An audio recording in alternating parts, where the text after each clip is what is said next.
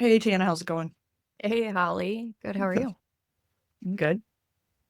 I'm excited to get started today on our second episode of Enneagram Adventure. Yeah. We're going to talk about the Enneagram One today. But before we jump into the Enneagram One, Tana, is there anything you want to, kick us off with or thoughts you're having, anything like that? I'm excited to head into numbers. And I think that for those who are listening and are early on to their Enneagram education or just dipping their toe in, and the people who know a bit more about these numbers will gain something from the next 9 discussions that we have on Yeah. each number. But yeah, I'm excited. I've got a lot of ones in my life. I One is a wing, and we'll get into that at some point, but for my number is a 2. So I'm excited. Yeah. I know a few ones. I mean, there's probably more in my life that just haven't taken the Enneagram, maybe aren't aware Yeah. or don't talk about it. Yeah. Um, but yeah, so it should be a good conversation. So starting off with, I know we touched on it in the last episode, but starting off with the motivation of ones, I think is the best place to start. Again, just as a reminder, the Enneagram is a system that's built on the ideas around what motivates people, what drives them forward in their day to day, which are typically patterns they picked up in childhood. And so it starts with that motivation rather than behaviors, although we're going to talk probably a lot about behavior today.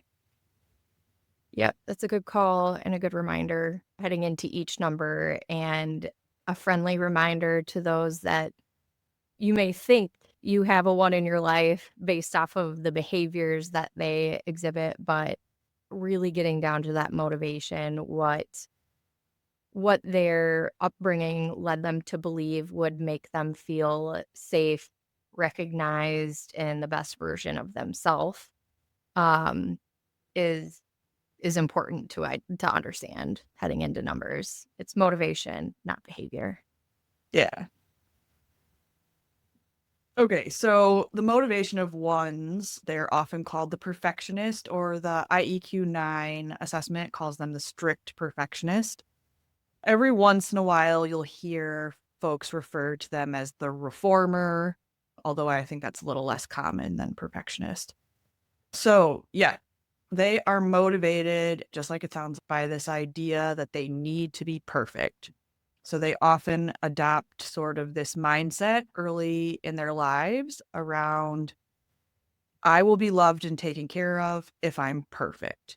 And it is a reminder to people this is an unconscious decision. Nobody consciously comes up with these things. It's the way that you're rewarded within your family system or the way that you survived your family system that ultimately drives these motivations. But the ones think that they need to be perfect and they want things around them to be perfect. Tana, what would you add about the motivation of a one?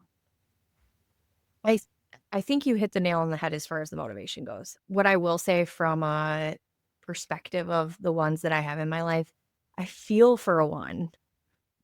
I genuinely feel so bad that they are the loudest inner critic of themselves, and it's this what I picture is this, like, reel of negative self-talk that's going through their head all day long.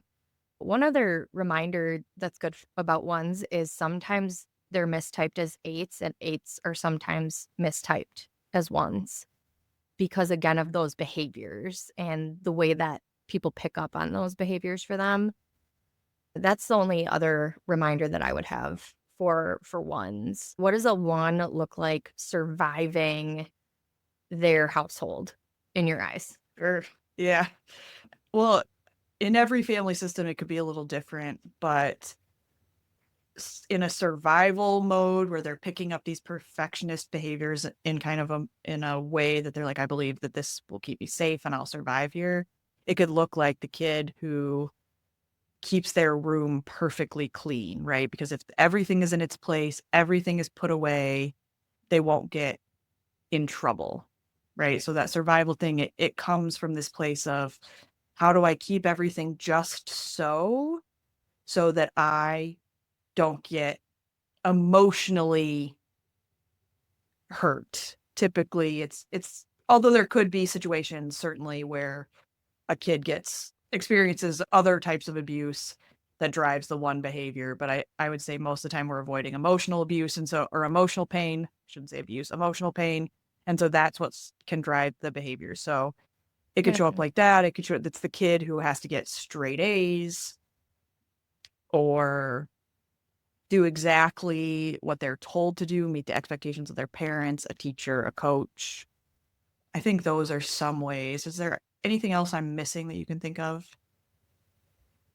I think that hits the way that one thing I do want to talk about with ones and the Enneagram and the tool itself and the awareness around it is what I've learned about ones with and through the Enneagram is their inner critic. They can almost be numb to that, where it can read like they're seeking the external critic or trying to appeal to the other person or people in their lives, whether that be work or home or however that looks for others. But the tool in the Enneagram helps the awareness of that feedback loop in your head, telling you all of those negative things and that the expectation that they're setting for themselves is so high.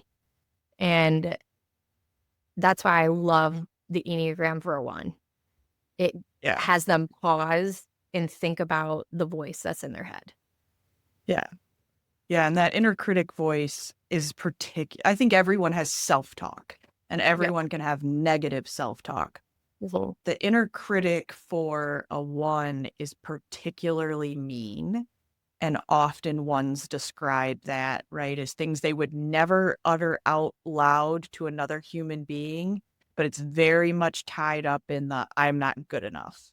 And here's all the reasons I'm not good enough. And oh, I left that comma out of that sentence, or that slide wasn't perfect, or that paper wasn't perfect, or that project wasn't perfect, or whatever that might be. And so they'll fixate on those things. I've heard ones talk about, like, say, a woodworking project where maybe when they, you know, finished it or something, something was just slightly not square, or the finish wasn't exactly how they thought it should be, where they just want to throw the whole thing out and start over. Man, that's wild though, isn't it? Yeah. That's wild. I would love to know how many ones out there take up like what kind of occupation they're in life Yeah. where it's it's so mission critical for them to be perfect. And that's why earlier on I said I do feel for a one because that's an insane amount of pressure to put on yourself. Yes. Yes. And like I said earlier too, we'll talk about wings and in my two-ness, there is an element of one behavior that I can exhibit at times. For me, that shows up more at work than it does anywhere else. So I think it's important while ones are really self-critical and really hard on themselves, they have some superpowers and I don't know where we would be as a society without ones. Sure. Like they're the ones that see every detail and make sure everything is right. And But without that, we need every number, right? But yeah. without that, where would we be? I don't know. Right. Right. I mean, that comes back to every type has this value, and that super detail oriented nature of the one to catch every error and all of that it can be such a superpower, such a strength. Um, but just like as we go through all the numbers, anything in excess can become a weakness, right? So if that attention to detail makes you want to scrap an entire project or Yep. keeps you from moving forward. So I have a one in my life who very close to me in my family who's written a book or been writing a book for years, like a decade, Wow. and won't send it to be published, right? Because it's never good enough.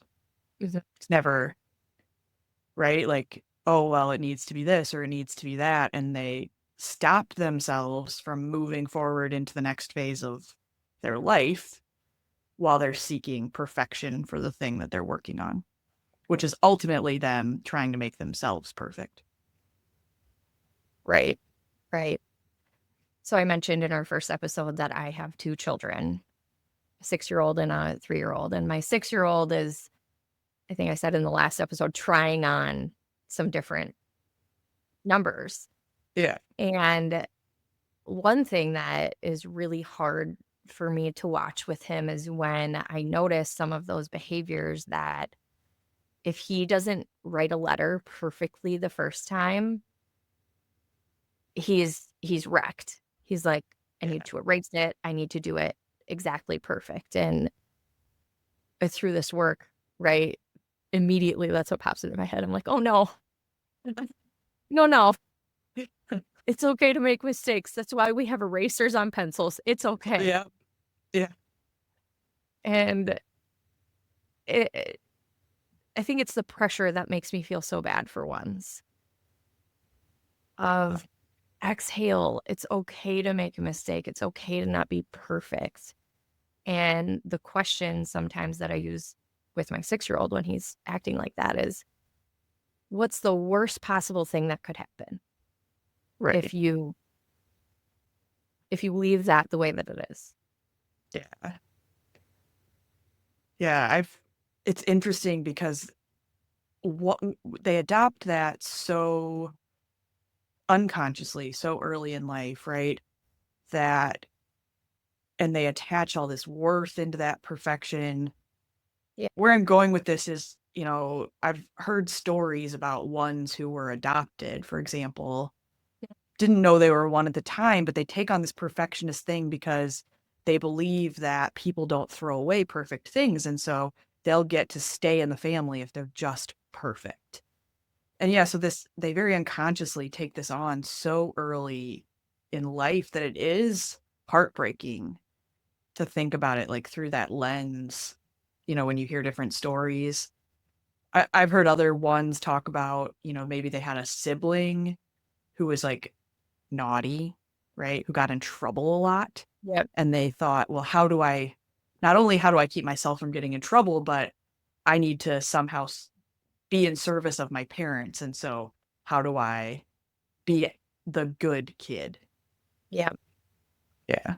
It starts so early, and being even a couple of years in, and I've talked to you about this before, but with my first kid, I parented him totally different than I Mhm. parent my second. And I think about that a lot because of like, oh man, like what damage have I done to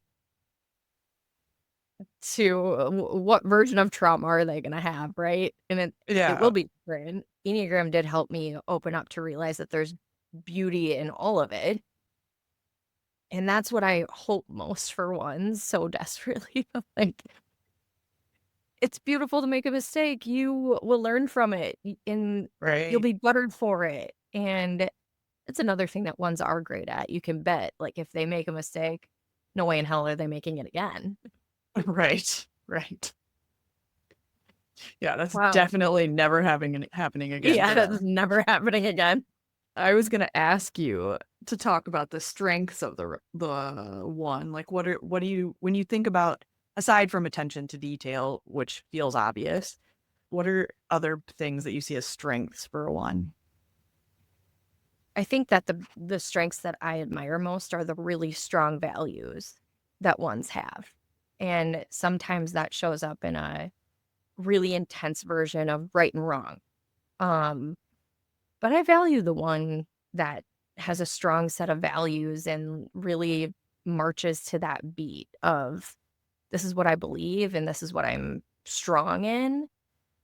I think that's one of my favorite positive aspects of a one. synonymous with integrity, and the way that IEQ 9 talks about ones is that integrity is separate from that, which I could debate a bit, right? But Sure. it does show up authentic.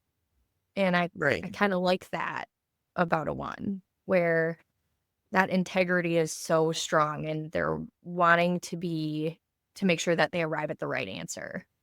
Um, that's one of the strengths I love most. Yeah. What in the ones in your life, what do you love about their number? I think ones generally, because they're so hard on themselves, they have an interesting compassion for other people and like a softness because of their own inner critic that they Yeah. don't want to put on other people most of the time. And so I think that's really amazing. I think they are always sort of ones can be, and this is again where they can be similar to eights, and sometimes there can be mistyping, is they can, in their integrity, in their strong values, their strong belief of what's right and wrong, Mhm. they can really seek justice. And that can be a super important thing for them, right? Is this just? Is this fair? Is this right? Yeah. And so they can bring that lens to conversations around things like equity and fairness. Sure. Sure. I love that I about think, ones. yeah, I think that's, and again, we're talking like that's a beautiful thing. When that's in an unhealthy space, it can look like I'm right and you're wrong. Like I have all the answers. I know because I have strong values, and it can be very black and white thinking, and ones can have trouble moving into gray spaces. Yeah, that level of stubbornness that comes with that, right, can be really challenging. Yeah. I think the other thing that ones can sometimes do is they do seek that a little bit in others sometimes in my experience in terms of the wrong, right? Um, the ones that I have in my life can sometimes read as on like they don't trust completely, Yeah. Yep. where you can see that there's so much going on in their head that they're trying to cipher through that gray area so it's non-existent. Right. And sometimes that can read like, I don't believe you're correct and I don't trust your answer. And I can get pretty stuck with a one on that. Yeah. In my life, the ones I have in my life, I've gotten stuck with them on those things. And once you are able to prove with fact or with some sort of concrete evidence, they're a bit more willing. However, in that instance with the ones in my life, never have I heard them say, "You know what? My bad. You were right." Right. That's hard. Very hard for them. It's Very, hard. very It's hard. hard. Mhm. It's I think hard it can be because hard for anyone, but ones, right. again, it can feel like like a failure to them to admit that they were wrong. Yeah, absolutely. It can feel like a failure, and knowing how hard they are on themselves, right? Human instinct is just to protect yourself from that. Oh, yeah. Protect yourself from the hurt of that and the feeling that that gives. And that's where our ego comes in to try to protect us from that. And Yeah. the work for a one is not only being willing to make the mistake, but forgive yourself for it. Right. And it can be really healing for a one to get to a safe space in a relationship where they can admit, oh, I was wrong. Man, was I wrong. And it can be a little cathartic because they're saying it out loud and it's not in their head. Right. Sure, they're going to leave that conversation and think about it. That the intrusive thought that will come in Yeah. Right. Yeah. I think it's probably worth mentioning too that one's orientation to time is the present.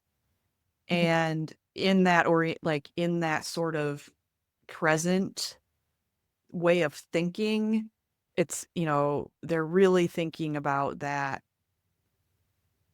what they have to do right now, as opposed to getting lost in the future or the past. And we'll talk about the other numbers and how they fit in that. But I think that also drives some of what you were talking about before as well. But just around like how that voice in their head, right? When they speak something out into the world versus holding it in their head and thinking about it constantly as like right now, right now, right now, and how that can help them move forward. Yeah. You Yeah. bring up a great point because the orientation to time for them also, ones read really urgent all the time. Yeah. Yep. Like they want to do something and they want to do it now. If they see Yeah. a problem, they want to fix it now. And that can be really overwhelming for others, but also think about the amount of burnout that a one could possibly have if they have a lot of problems going on in their life Right. and they're trying to fix everything so quickly And make it perfect. and make it Right. perfect all in the Yeah. same day. Yes. Yeah. Yeah. There's a lot of intensity that can come through some ones through that, both the doubling down on that. And they're also very, and to your point, right, they want to do it now in the present. They're super action oriented. Mhm. So they want to be taking action to make things perfect. They want to be bettering the people and things and places around them. It's super important to them. I think that's where the reformer title sometimes comes in, right? Is it's this Yeah. idea of making it better. How do I make it better? Yeah. How do I make this right? How do I make it perfect? Yeah. Yeah. So that's really important. The other thing I think, and we'll go through this with each number, is within the Enneagram loves things in groups of threes, but ones fall into what's called the anger triad. This can be very triggering for ones. I, I've taught the Enneagram enough times to know that this particular statement I'm about to say, and even just lumping them into the anger triad, makes them very uncomfortable and they don't like it. I'm not angry. Is I'm that not the vibe? angry. I'm not Yes. angry. Yeah. No. And so the way the way to think about it is that ones internalize their anger. And so they are angry about things. We talk about, this idea around justice or integrity or the right thing. There is anger behind that. And ones take that anger, and because it would be bad to outwardly express that anger and they want to be seen as good, they keep that inside, and often it becomes resentment. And so that's kind of how the ones play into the group of numbers that fall into the anger triad. And what are the other numbers in the anger triad, Holly? Just for those who Eights and nines. We'll talk, nines hate it too when you talk about them being angry, but we'll get to that. Yeah. yeah. Yeah.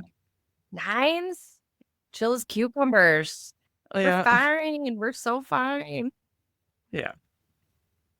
We'll go into more detail on that. But sometimes I think there are ones where really you hear it in how they are expressing things, how they express disappointment, right? You can hear that resentment or that anger. And, the solve for that, I think it's important, maybe it's a good transition, is to talk about how ones can get into a more healthy space. But I think some of it is developing the awareness of what you are angry about and then finding an outlet. How do you express that in a healthy way? Do you have a safe place that you can do that? Do you Yeah. take on an activity? Do you go to therapy? I recommend therapy for everyone, but do you go to therapy? What's the thing that helps you process that so that you're not burying it inside of yourself. I think that's a great point because the the vulnerability for a one is that inner critic. And what space can a one find if they don't have it? And to your point, therapy or some sort of outlet that allows them to get vulnerable. Right. The really hard work for a one would be to take on a new hobby or something of the Yeah. sort that they don't Yeah. know if they're going to be good at or not. Yeah. Yeah. That's the be brave enough to suck at something new. Yep. Yep. It's that. It's um I really hope for serenity for ones. Isn't that that's really their virtue, right? If we think about Yeah. a one in that pressure and that like what does it feel like for a one when they're actually in that space of serenity? Right. I think every And number some, would relate to that to a certain extent. yeah. Yeah. How do they find that space? How do they grow their own awareness? Yeah. The point of all of this is having the awareness of what's driving you and how you're showing up. And, one's developing that awareness, how can they calm some of that down and see the value that they bring to the world rather than thinking they're not enough. Yeah, rather than thinking they're not enough or that they'll never be good enough or they'll never Right. fix all the problems that they need to fix in a day. It's Yeah, overwhelming. that it is. That's a good point too, in terms of kind of circling back to hallmark things for a one. But when you said all the things they have to do in a day, it made me think of the ones that I do have in my life and how they talk about their lists and how Oh, they they love a can't, list. they love a list and how they can't relax if the list isn't finished. So I know a one who, like, Saturday morning, generally a time most people try to unplug or chill or whatever it is. And it can be if the lawn's not mowed, the laundry's not done, the floors aren't vacuumed, this, then it's impossible to relax. And so they will not sit down until all of that has been completed. Hmm. Hmm. I think that's a good point too, because let's say none of that is done for a one, right? And they're pushing themselves to sit down and have a minute and unplug. The challenge for them in their orientation to time being the present. Like, think about that because the list is so urgent and it Right. feels so important that that serenity is virtually impossible in the present if none of that is Right. done. Right. And to really live in the moment and appreciate it, I am a little jealous that like that ones have the ability to think through all of those things that will get them to that point. Something I struggle with is like, I'll get to the moment, sit down, and then think of 5 more things, and then like, More things. Yes. yeah, yeah. Um, so I think I have ones in my life too that look at that list, and if there's not enough things on there, they'll put things they already did on the list to check them off. Right. Yes. And I'm going to prove my worth to myself. Yeah, yeah. Look at how Yes. long my list is. Look how good I Yeah. did. I am good. Yeah. Yeah. The interesting thing around that is, oh man, like what an ego trap that is. If you Oh, really think about it, right? That is driven out of ego, and we'll have to have further conversations around, you know, every number has the ego trap, yep, but how do we calm that down? And to quote our friend Brandon, work on ego death. right, Yeah. right. There's vulnerability in that as we've talked about, really hard for ones to have that space and let that anger out. But to go back to the original question, that's the healing for them, and the hard work for them is to get uncomfortable in that space. Right. Try it out, see what happens. Yep. But a one will be ultra careful about how and where they do that. And I think that's okay if it allows them to give 100% to the moment of letting the anger out or letting the imperfect be imperfect Right. and sitting in that discomfort. Yeah, it's the how can you let it go? Right? Yeah. Yeah. Yeah. How can you let it go? And what does it feel like to not hold the weight of the world that is Right. unjust on your Yeah. shoulders? You put that down. Yeah. Even for a minute. That's what Mhm. I hope for the ones in my life. Like just a minute and see how it feels. Right. Because it can't, it's got to be better. Right? It's got to be better for a little bit. And then they'll be like, Yeah. well, I'm uncomfortable and Yeah. I shouldn't have done that. I shouldn't have said that. I shouldn't have. Yes. Yeah, that's a key word for ones, both about themselves and about other people's, is the word should. And they often will, well, you should do this or you should do that when they're giving advice to others, but then they're also like doing that to themselves. I should have done XYZ. I should have been faster. I should have been more thoughtful. I should have shown up differently. I shouldn't have said whatever the thing is that they, said that now they think they said wrong. And so, yeah, I think the shoulding is particularly a place where ones can work on softening.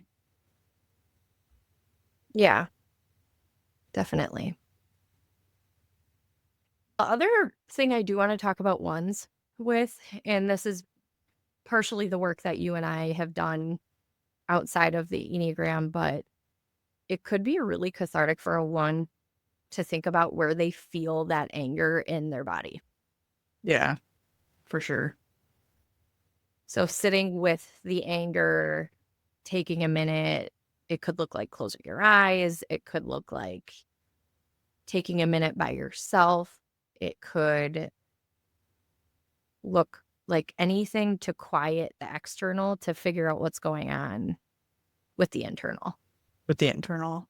Yeah, I think that's a good point. And kind of identifying what this, not only where you feel it in your body, but then as you get there, well, where did it come from? Is Yeah. it something you are actually angry about? Or are you angry on someone's behalf? Is the anger because you're actually scared? Yeah. All of that is exactly what ones should explore when they're in that moment and allowing themselves to resolve that, even if just for a second. And resolve could look like just letting go. It Yeah. could look like writing it down and setting it aside,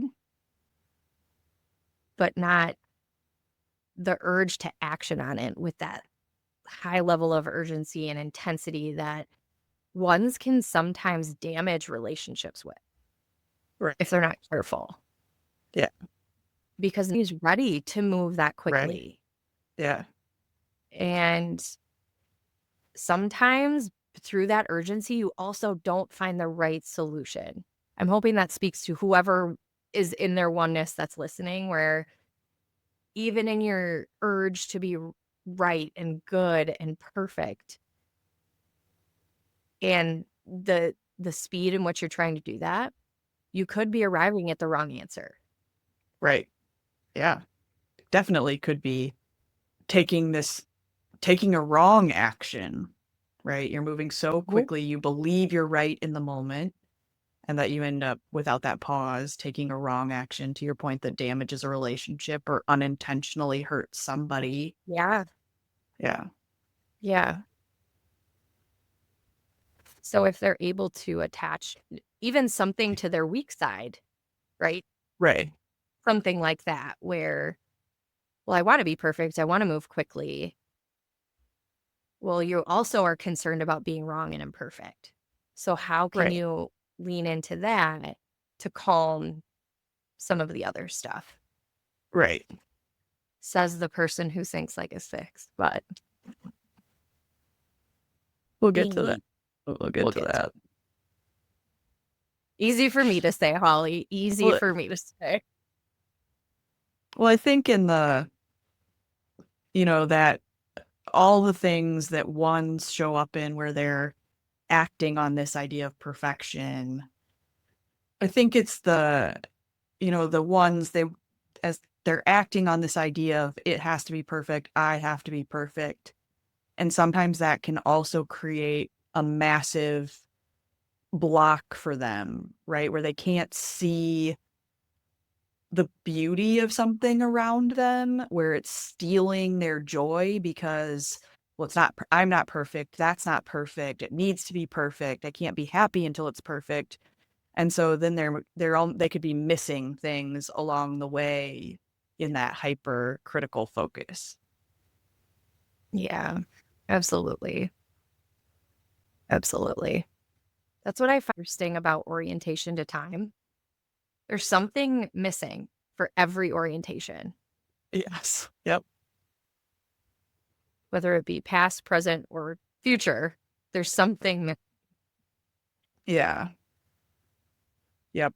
And you could think, oh, well, the orientation to time being the present could be a really great thing because maybe they're not caught up in past or they're not daydreaming about the future.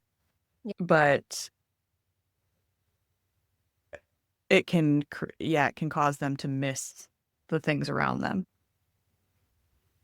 Yeah. And if you think about a one in any uncomfortable situation, that's kind of what we've been talking most about. But Yeah. to flip that on its head and think about a one when they're in their healthy side and they're having fun, some of the ones in my life are the most fun people that I Yeah. know. Yeah. When they do let go, When they right? let go, yes. Yeah. And you can Or when tell. they're, yeah, You can yes. tell when there's a one that's a bit more integrated into this, Right. and all of a sudden a switch flips and they're like a totally different person. Right. Like there's Yeah. alter egos in some of the ones in my life that Yeah. are Yeah. so funny and outgoing, Yeah. and it's so nice to see them when they're in that setting. When they're in that space. Yeah. Yeah. Ones when they can kind of let their guard down, allowing the orientation to time presence to not feel like it's slipping away from them, where they actually are really present in the moment. Yeah, they can be amazing in that space. And also, I think there's one that I interact with pretty regularly, and they are also very good at putting all the focus on you in a conversation.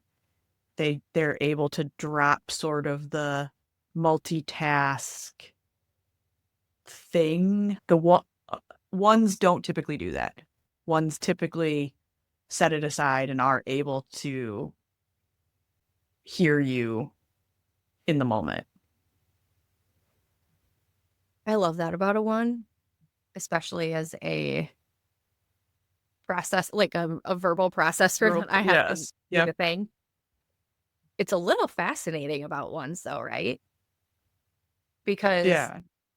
I would think that because they have so much going on internally, that they wouldn't be as good at that, but they really are. And they are genuinely caring and really active listeners. Yes. Yeah.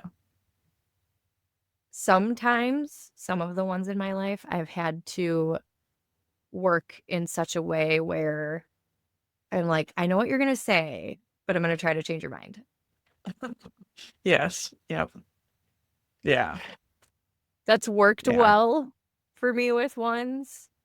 Hmm. Uh, for those people who aren't ones and have them in their life, right? Yeah. I do want to talk a little bit about that. What advice would you give to people who have ones in their life, and how do they show up for the ones that they find closest to them? Yeah. So I think the first thing is that remember they will always be harder on themselves than you could ever be on them. And so if you are needing to criticize or provide feedback or any of those sorts of things to a one, it's realizing that they're going to take whatever you say and amplify it in their own minds by like a factor of 10. So it's being thoughtful in how you speak with them. I think also for ones, the advice I would have is if you're needing to shift perception or have them see something differently, sometimes asking questions helps.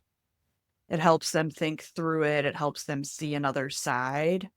And so there's a one in my life that one of the things you could call it a strategy, right? In terms of conversations, when I'm having a conversation with them, is to bring that perspective through the lens of a question. Well, what do you see it this way? Or what if we looked at it this way? This isn't a super specific example, but just that sort of curiosity lens can help a one shift also. Is it that, let's go back to the feedback thing quick, right? Where Mhm. I think it's an important call out that you mentioned, where, especially around the curiosity, right? Like asking questions to understand and seeking to understand with them is important. But when you do have to provide them with critical feedback, is it helpful to make it about the situation and not them? Or do you somehow, in a roundabout way, call out, hey, I see your intent here, and that was Yeah. positive? How does that, how does that, I do think that is a helpful tip. That could be a helpful tip for any number, but for ones to, yeah, to your point of make it about the situation versus them personally to the best of your ability. I think that's really important. I would also say when you're interacting with a one and they can get really locked into their black and white thinking or their belief that they're right, and that can be very frustrating for the receiver on the other end if you're trying to shift the conversation and it's not working, right? And they're just doubling down on sort of that stubbornness that they can have in the I'm right and I know I'm right and here's why I'm right. One thing is to remember that it's not personal. And so that's the other advice I would give around ones when you find yourself in a situation where you're feeling some sort of way about it, yeah, is that isn't personal. And just like all of us can, a lot of it can be projection. So, that's a great point. That's a great point about projection, because I think it is an important call out for any number to assume positive intent. Really think about what their orientation is to the situation and what they were trying to do, and releasing some of the judgment could be helpful with any number. And right. especially with a one, with their intense drive of wanting to find the right answer, and in the urgency, and that they can make mistakes too. Ones are Yeah. like any other number, and they make mistakes. And the helpful thing in my life for the ones that I have is to really take a step back, even when I'm so frustrated by them, right? I'm like, you're not right. You're not. Yeah. Right. Yeah. It's Yeah. a little bit of, well, wait, think about them trying to avoid this middle area and me trying to force them into it. Right. It's unnatural for them. It's Yep. unnatural. Yeah. Yeah. So I that's a really great point. A really great point. Yeah. Yeah. I can think of a semi-recent situation where my fiveness came up against a one's need to be right. And in that situation, like when you get like a one ego against a five ego Yeah. in some scenarios, it can be a little in bit of this like battle of who could be right, but for different reasons. And so it was like, no, I have all of this background knowledge, research, Yep. data, Information. history, Yeah. information. And they were like, yeah, but it's different now. And here's all the reasons why it's different. And you are in fact wrong. And so, yeah, so it was just it took a moment. I remember in the conversation being like, what is happening here? Like, I'm not sure. And then having this like, oh, wait, got it. Yeah. Yep. Yep. Yeah. We are projecting onto each other our own weaknesses. Yeah. Yeah. Yeah. Isn't that all of us? Like we are like everyone we interact with is kind of a mirror in some form or Yeah. fashion. Yes. What have we missed about ones?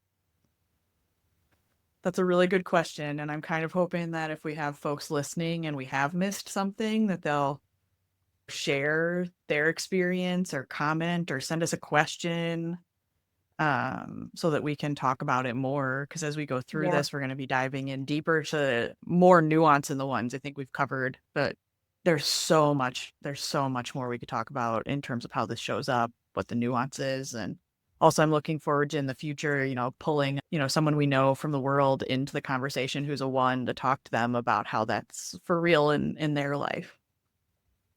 I'm so excited about that. I'm like, let's Yeah. get through these numbers so then we can start adding some real life examples into the Yes. conversation. Yeah. I'm excited for that and the stories that will come from that. Good point on people reaching out to us. Reach out to us via social. We have our Instagram account. We have a TikTok as well. So a DM with a comment or a question or an experience. Would love to hear from you. And we'll hopefully also be getting some resources together too that we can share out, link to our Yeah. profile. Yeah.